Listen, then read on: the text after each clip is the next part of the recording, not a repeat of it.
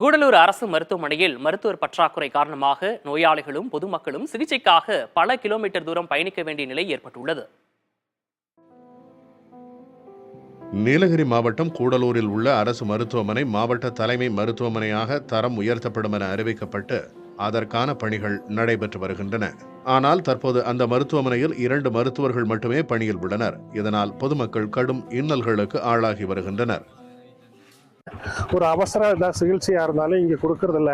ஒன்று கேரளாவில் இருக்கிற பத்தேரிக்கு போகணும், அப்படி இல்லைன்னா ஊட்டிக்கு 50 கிலோமீட்டர் 55 கிலோமீட்டர் போகணும். அதுக்கு இடையில உயிர் போனால் எந்த கேள்வியும் எந்த பதிலும் கிடையாது. இதுக்கெல்லாம் பொறுப்பு ஏற்று போகிறவங்க தான் போய்க்கணும். மருத்துவமனை எந்த உத்தரவாதமும் கொடுக்கறதில்ல. மாவட்ட தலைமை மருத்துவமனையாக அறிவிச்சிருக்கிறாங்க. பார்க்க போனால் இங்கே மாவட்ட தலைமை மருத்துவமனைன்னு வரும்போது 26 டாக்டராவது இருக்கணும்.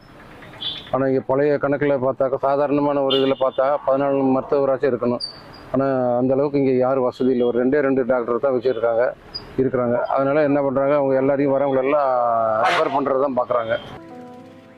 மருத்துவ சிகிச்சைக்காக ஊட்டிக்கோ கேரளாவிற்கோ செல்லும் போது வன விலங்குகளின் தாக்குதல்களையும் சந்திக்க வேண்டிய நிலை உள்ளது.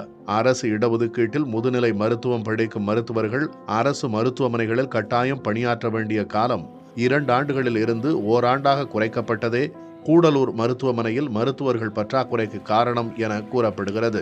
இதனிடையே உடனடியாக காலி பணியிடங்களை நிரப்ப வேண்டுமென அப்பகுதி மக்கள் வலியுறுத்தியுள்ளனர். இதுகுறித்து மருத்துவமனை தரப்பிடம் கேட்டபோது காலியாக உள்ள மருத்துவர் பணியிடங்கள் ஜனவரி மாதம் நிரப்பப்பட வாய்ப்புள்ளதாக தெரிவித்தனர். போதுமான மருத்துவர்களை விரைந்து நியமிக்க வேண்டும் என்பதே கூடலூர் மக்களின் எதிர்பார்ப்பாக உள்ளது. புதிய தலைமுறைக்காக கூடலூரிலிருந்து செய்தியாளர் மகேஸ்வரன்.